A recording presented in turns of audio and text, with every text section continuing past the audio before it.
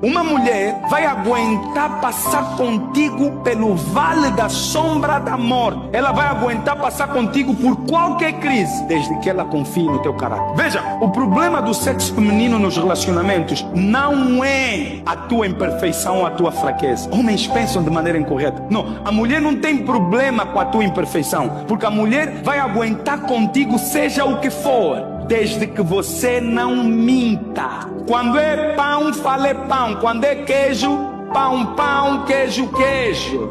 Não inventa, não mente, seja verdadeiro. Expõe a tua fraqueza. Falhaste, falhaste. Erraste, erraste. A mulher vai aguentar contigo, seja qual for a fraqueza, desde que você diga: amor, é isso que eu sou. É essa falha que eu tenho, é essa fraqueza que eu tenho. Você vai descobrir que você naquele dia vai conhecer uma heroína naquele dia.